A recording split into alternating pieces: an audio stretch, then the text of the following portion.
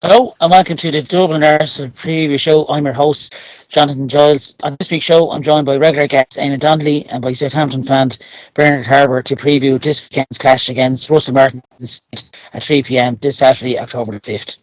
And remember to check out the Fountain Fallback Pub in Finsbury Park for the going to the matches. So sit back and enjoy the show.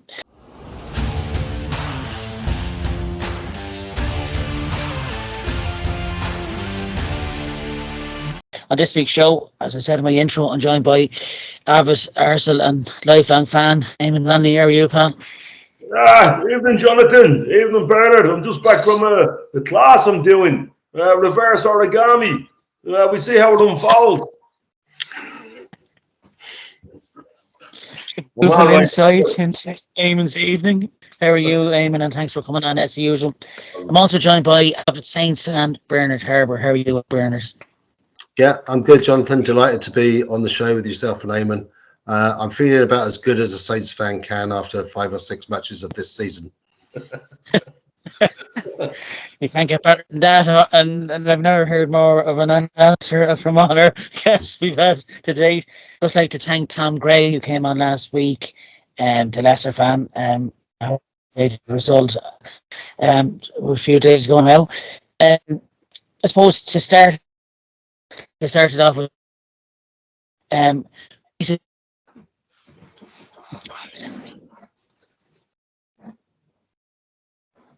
hears. You're breaking up. Can you hear this, yeah? Yeah, I can hear you.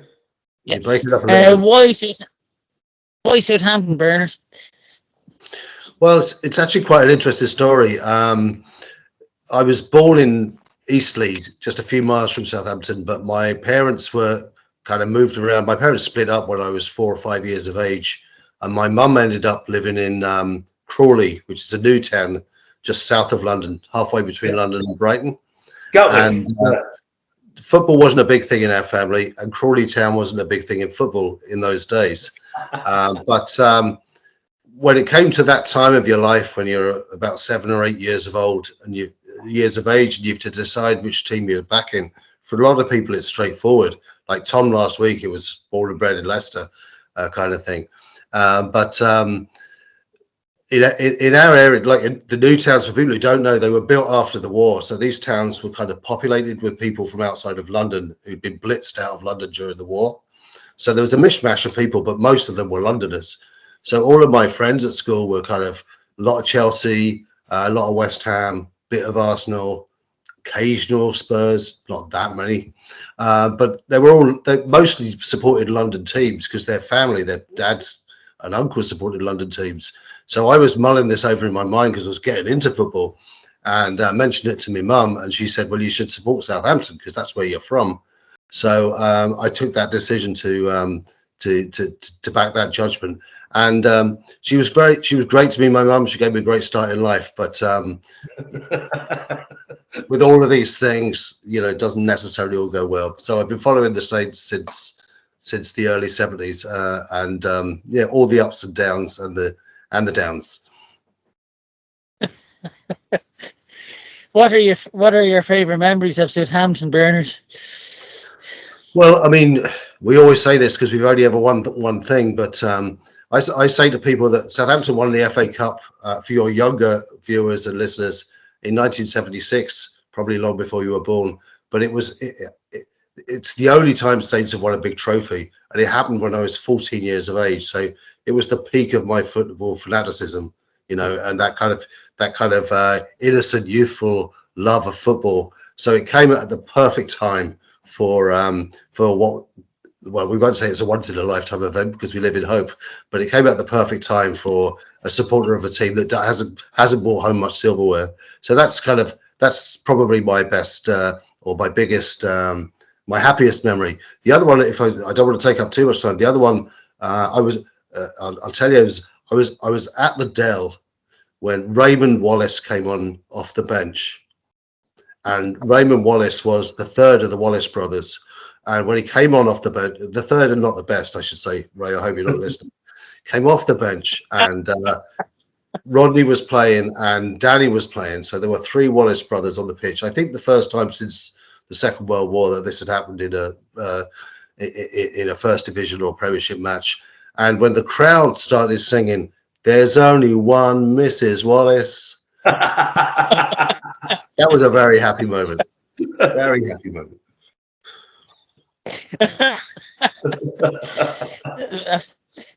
They're memories you'll never forget. I'm telling you. I'm sorry I'm not a Saints fan now. It sounds better than me in Arsenal. Well, can I just say on that, Jonathan? Sorry, Jonathan. Bernard referenced the '76 Cup final as being the standout happy moment. Well, it was my standout happy moment for Southampton too, because I was in ABU long before ABU ever the phrase was ever coined. And when Bobby Stokes hit that one in with about, I think it was only 8 or 9 minutes to go. 8 minutes to go. I leapt out of the chair that day. Yeah. Yeah, it's and just for the avoidance of doubt, Jonathan, the BBC commentary goes like this: McCalliog. Oh, and Stokes is onside. As if he spent an entire life offside, out robbing shops or something, If Bobby Stokes, he's offside again. Look at him. He's after taking 2 cans of beans out of the local Spar, Exactly. Anyway. No be or then Bernard. You can do one then. That's great. Or just other ones. Be playing, but we all have our memories of our favourite club. Few players have played for us as well. For both sides, really. Warsaw, Theo Walcott went to us for £9 million in 2006.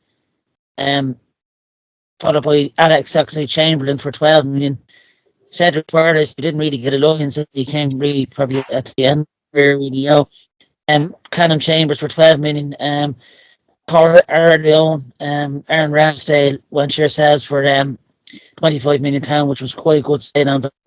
You remember yourself, Walcott, Chamberlain, and hold on, Jonathan. I want to mention one more. Steve Williams, a Gooner, from somewhere. Yeah, you mentioned this in our group. Williams, And there's a couple of others, John, before I answer your question. Alan Ball, obviously, associated with Everton too, but he played for Saints and managed Saints a couple of times.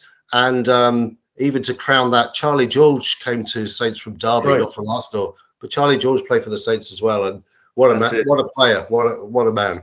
Right, that's it. Thanks for doing the show, Bernard. And it's all over now. That's a winner. That's a pure winner, Yeah. So I think it's all over. It isn't just yet. The Walcott, Theo Walcott and Chamberlain and Chambers. There was word going around that Wenger was hanging around outside Stapleton Trading Club with a bag of sweets at that time, because all of these young players seemed to be going off at that time to Arsenal.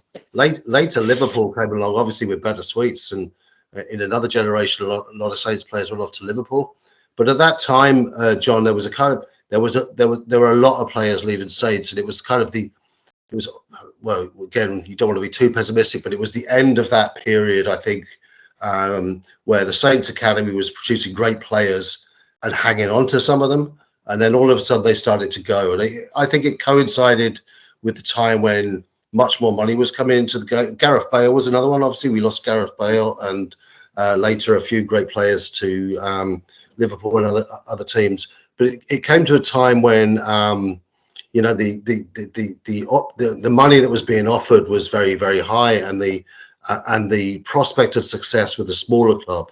When I say success, the prospect of winning honours and winning medals had diminished. So you're always sorry to see great players of that caliber, and players that you'd seen come up through the academy and you'd watched since they were teenagers, or actually some of them still were teenagers when they moved to Arsenal. But at the same time, I think you have to understand. I mean, if you were in their position, what else are you going to do? It's an obvious choice. So it was a bit of a difficult time, and I don't think Saints ever really recovered from that period, because they lost that or sorry, lot. I don't want to be a pessimist on this show in case there's any Saints fans watching, but they lost that kind of blend of they had for years, almost since McMenamin's time, this blend of bringing players through the academy and whatever they called it before they were called academies, and bringing more experienced players who, if you like, were on the way down in their careers, like we mentioned.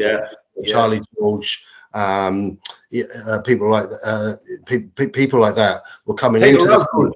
Peter Osgood was one, wasn't he? Peter Osgood was one of them. Played in the '76 Cup final, obviously. Yeah, I mean, lots of these players over the years. Peter Shilton, players of that kind of caliber. Yeah. Kevin Keegan, who was actually at the time was actually still, rated as one of the best players, if not the best player in Europe. But there was that mix of kind of you buy in the experience and you push up the youth, and it worked for Saints for very, very many years. But I think it's a model that has it clashed with the reality of big money Premiership football.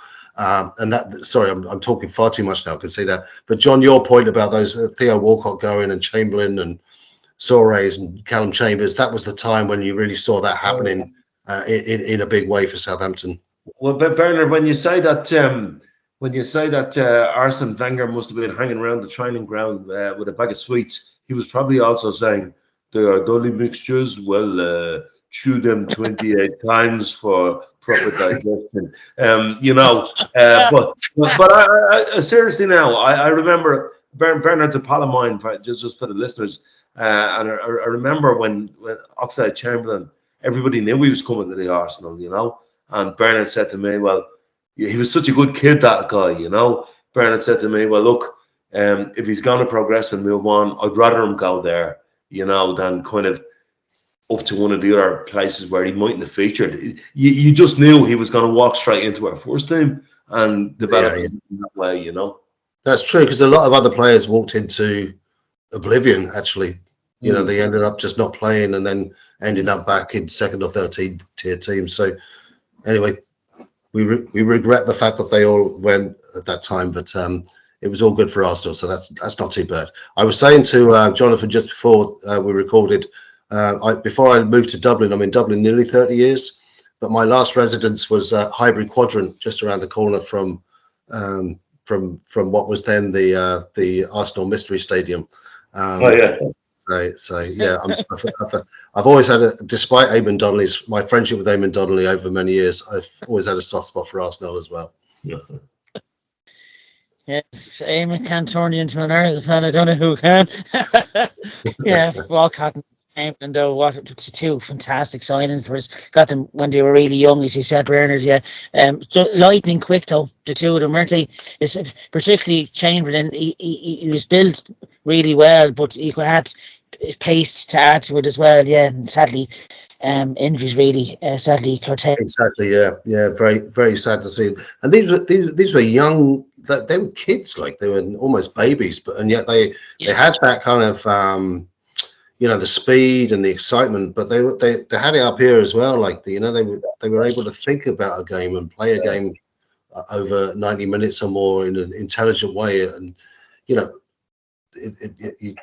I mean, sometimes you kind of wonder how a guy of that age, woman of that age these days can be just so mature.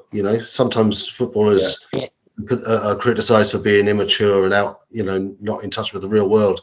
But the amount of maturity that Chambers and Walcott and others like that shows a very young time in life under a lot of pressure. 30 or 40,000 people shouting at you while you're trying to do your gig. It's quite incredible, really. Yeah, shows the superb coaching from the Meaford as well, making them into young men really when they were only kids. Yeah, but really good signings by Arsene Wenger at the time. What have you made of your summer acquisitions, in particular the £25 million signing of our ex-keeper Aaron Ramsdale, who made 78 appearances for the Arsenal, Bernard? Well, I was delighted until he made his debut, letting 3 goals. but only one of them was his fault, in fairness. Only one of them was. No, it's great signing for Saints. And again, it's a bit of a tradition. Like we've had over the years, a lot of strong goalkeepers, even at times when the team hasn't necessarily been we already talked about Shilton. There've been others, Tim Flowers and others like that. So I was delighted with the Ramsdale signing. I think probably the best signings we did this season was keeping players that we had on loan. So we had Harwood Bellis was on loan last season, basically with an option that if we went back to the Premiership, he'd stay. I think that would have been a blow to us if if we'd have lost players like that. Flynn Downs as well. So there's been, to be honest with you, there's been a lot of comings and goings over the summer that it's hard to know yet how that's going to settle and who's going to work well and who's not going to work well. And I mean, Russell Martin's been very active in the field, and you give your faith over to the manager and the management team at this stage.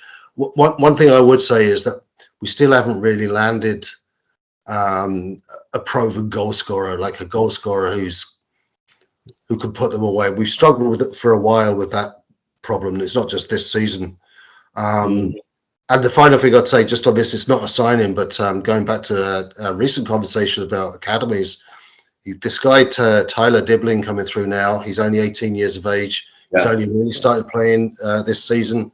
I mean, he's played in less important matches prior to this, but you kind of down on the south coast, everyone's got their fingers crossed that this might be another one of those Theo Walcott's, Colin Chambers, or Gareth Bales, because he seems to have what it takes, and he started the season very well, and he's the first on the team sheet now among the attackers, even though he's only just broken through. So you'd be very hopeful about that. I hope Arsene Wenger's not listening. Arsene's always listening. Arsene Google. Yeah, he had a really good game, that young lad, against Manchester United a few weeks ago. Yeah, he's head down, just run at fullback. Yeah, he looks at another promising young talent from the academy. Yeah, he's very promising, and wish him the best of luck, and particularly on Saturday. Yeah, but speaking of it, very promising, as was one Mr. Alan Shearer. That's true. Yeah, he scored three. He scored 3 in his debut. Happening against us when he was 18. Yeah, against Arsenal. Yeah. We were bruised and a kip, aren't we? Yeah. I know this is a hard question. The next one for you, Bernard. What have you made of your opening 5 Premier League fixtures of the campaign so far? Any positives to take from it? Well, I think but I'll try and be positive. I mean, it was always. Tom was making this point last week. It's always tough going up. I mean, it's literally and figuratively a different league, So it was always going to be uphill for Southampton, as it is for all of those teams. I actually managed to get a ticket to the playoff final at Wembley against Leeds. I was in the Leeds end, but that's another story. But I met with my sisters. My sister's a Saints fan. She came up from Hampshire with a gang, and there were some Saints fans there and some Leeds fans. And we were talking about the game at Wembley and going up, getting up to the Premiership. And we all agreed, Leeds and Saints alike, that the one consolation was if we didn't win today, we'd stay in the Championship. And it was great in the Championship. So digressing again. So I mean, Saints have started badly. I mean, we haven't. There've been a couple of games where we've conceded 3. Mostly we've lost or drawn. We drew last week. We should have won that. It was a freak equaliser at the end. But my concern about Southampton right now is that we don't have that. You don't see where the goals are coming from, and the way that the team plays, which is quite exciting to watch, and all the rest of it. But it's prone to the break and it's prone to the mistake.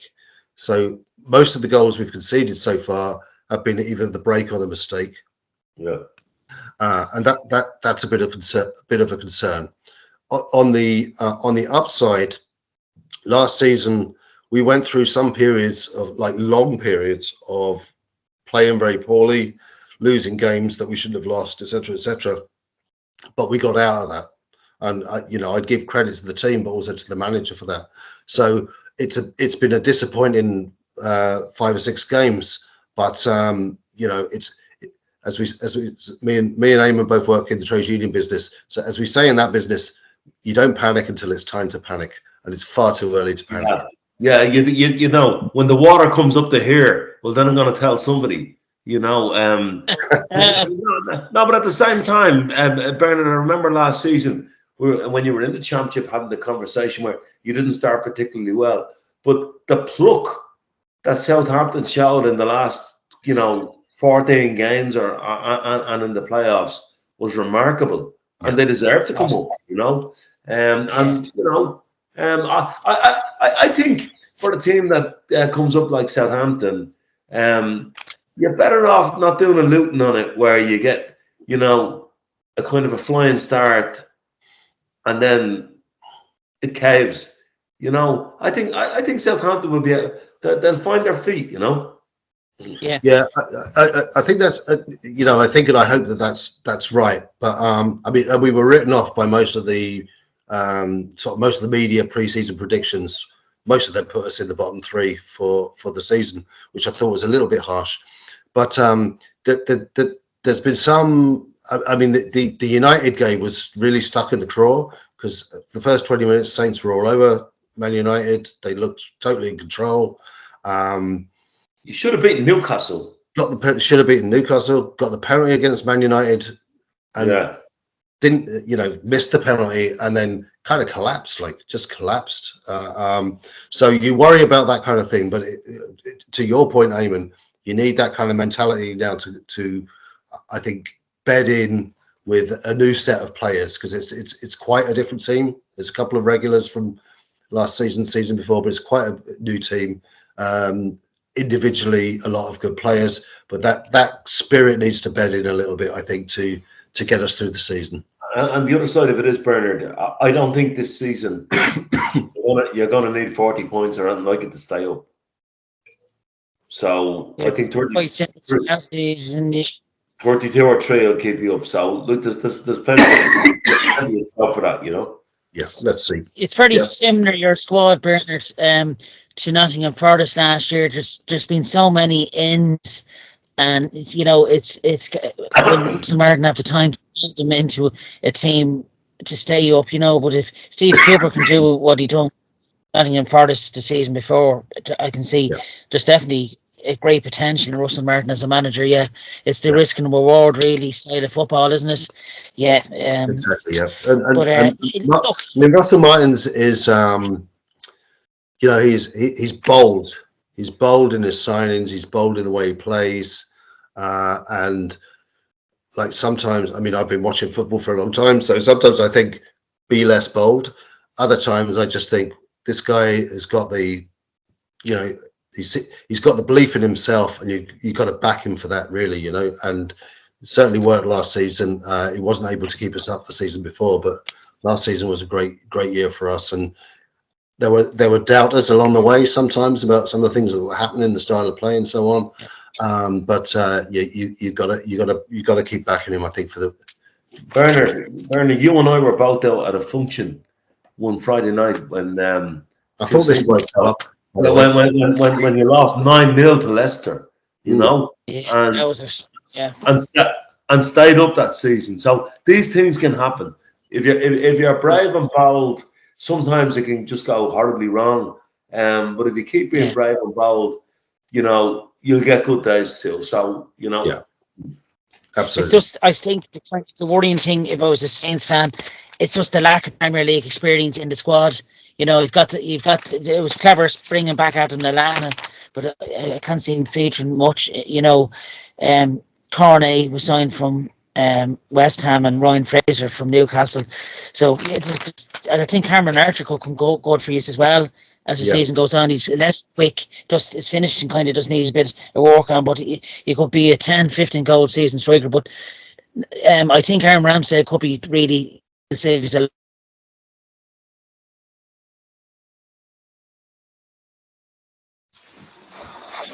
against there's a top quality keeper in David Ray. Like many times in the last couple of years, it'd be given man of the match, Ramsdale. That's how important he was. But hopefully he doesn't have the same type of game on Saturday, where we come to the preview. Bernard, to yourself. When Shilton was signed, like the manager was asked, when Peter Shilton was signed by Saints, and it was a big signing and a lot of money at the time, can't remember the exact price, but he was asked, what's the value of Peter Shilton to you? And the manager said 10 points. Yeah. So and that's why, that's the mark he has to put. I mean, 25 million is a lot for Saints. Like, that's a lot of money for Saints to spend on a player. Yeah. But I think that's the thinking, that Ramsdale will give us that. Not just in his goalkeeping prowess, but also in stature of the defense and his stature and his and what he brings to the team in terms of experience and confidence, I guess, as well. He's a really good character having the dressing room, on and off the pitch as well. Bernard, where do you see the game being won and lost for yourself on Saturday, Bernard? Well, I think it goes back to what we were saying earlier, which is that Saints have to start scoring more consistently, and I'm not sure that that's going to happen on Saturday, but let's see. And just needs. I think that the team is kind of, they haven't been together for long enough, but they just need to the communication and the avoidance of those kind of mistakes and the slip ups and the kind of being too far forward on the break, those kinds of things. That's where we're vulnerable. But I mean, let's be honest. I mean, there's a vast difference in the quality of the sides. I mean, and that's always the way with a team like Southampton, team like Tom's Leicester last week, and so on. So you have to find a way of surviving on the pitch, and I think we can do that. I mean, if I'm honest, I wouldn't be optimistic about the result on Saturday from a Southampton point of view, but it's not beyond the realms of possibility. We've had a lot of 2-2s over the years, had a lot of less good results. We've had a lot of 2-2s over the years, so who knows? Yeah.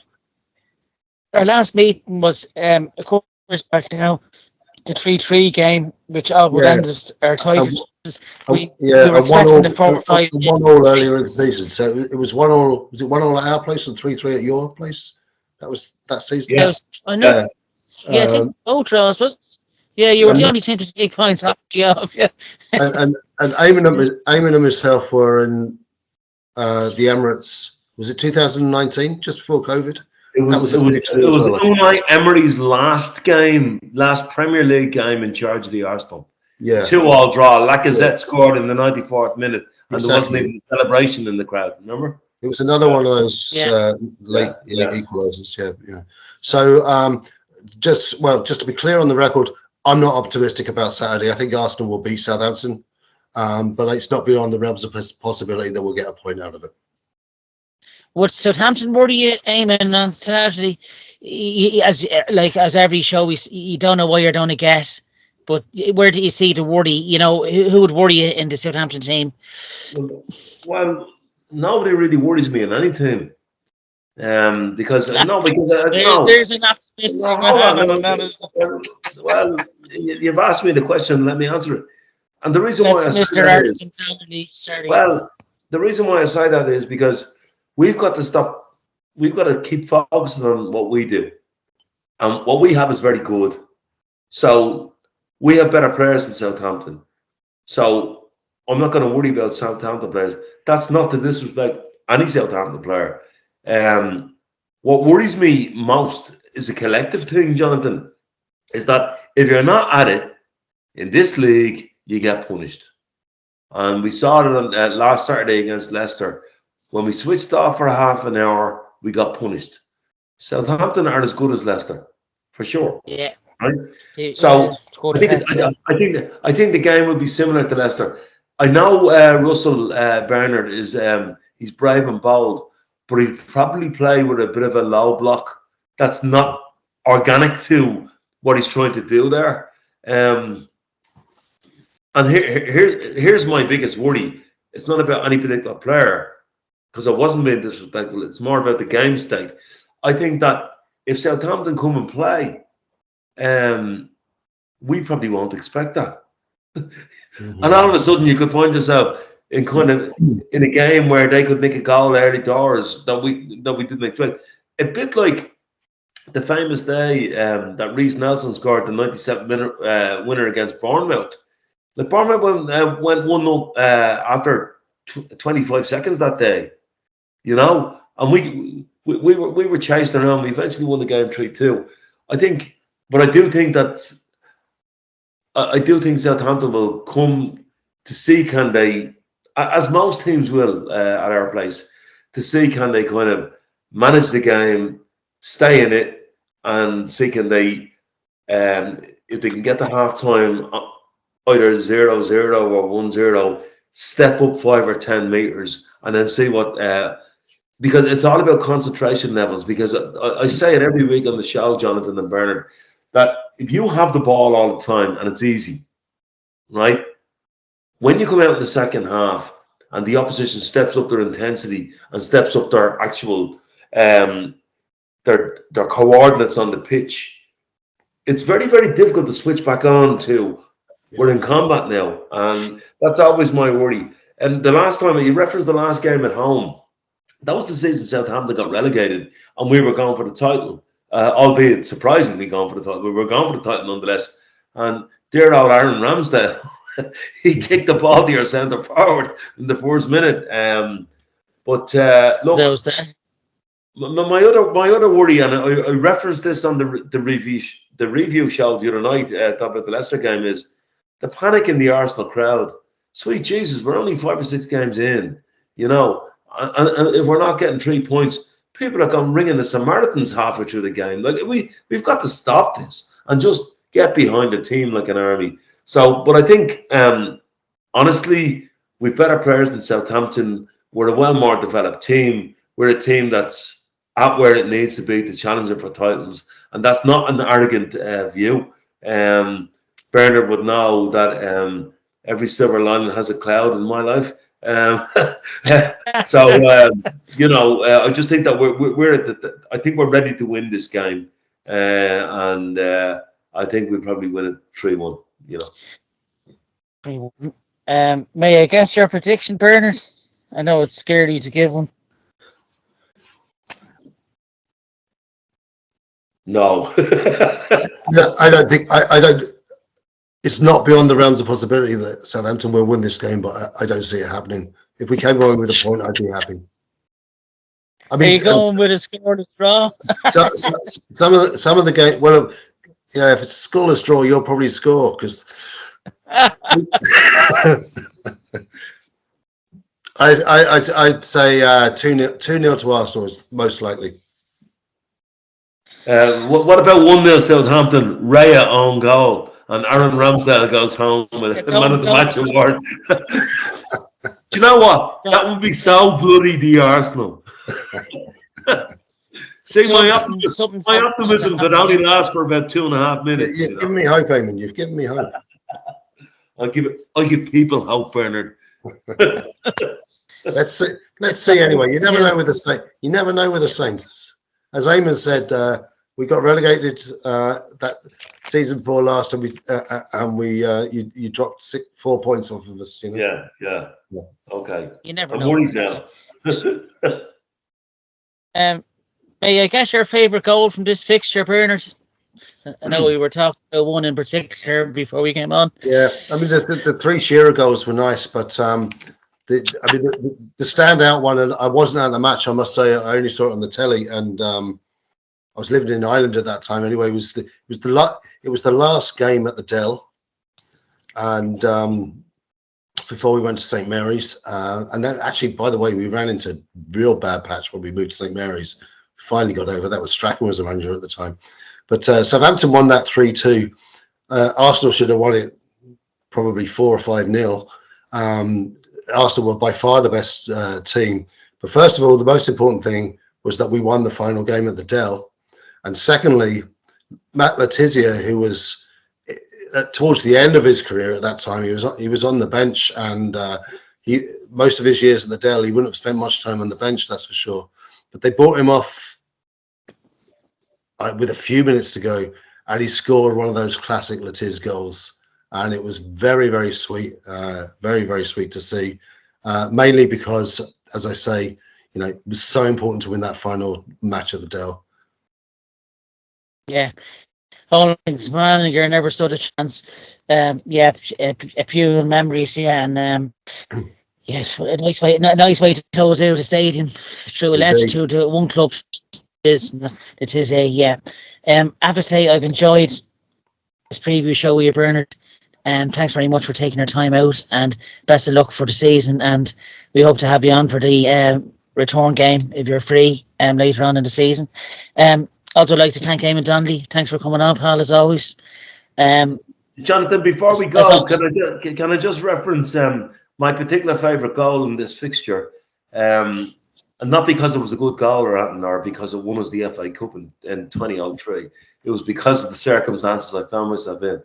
So I was in Cardiff Stadium, and I have a friend called the Grim Reaper who, you think I'm bad if everybody listened to me, everything will be okay. He lectures everybody on everything that they should do in life, and he decided there was nothing happening. There was nothing happening in the game, and that before the halftime rush, he'd relieve his bladder. And when he came up, he missed the only goal of the game with Robert Perez scored in the cup final, and I just saw the horror on his face. So for that reason, it's my favourite goal. I was in Cardiff for that game because my sister came up from London, and I came over from Dublin, but I didn't have tickets. So I said, if we don't have tickets, sorry, I wasn't in Cardiff, I was in Bristol. I said, if we don't have tickets, Bristol's a much better place to watch this match than Cardiff. So we sat in Bristol, which is about 40 minutes away by train, didn't get tickets, watched it in a pub in Bristol. Nearly equalised at the end there. Anyway. It's nice to get an FA Cup final trophy at the end of that one as well. Just like again, thank Bernard Harbour for coming on this evening. Great insight into Southampton, and as I said, best of luck for the season, and also to Eamonn Donnelly, our avid cooner. You can catch the show on the Dublin Arsenal YouTube channel as always, and on Spotify. But until next week, have a great week, lads, and enjoy the game.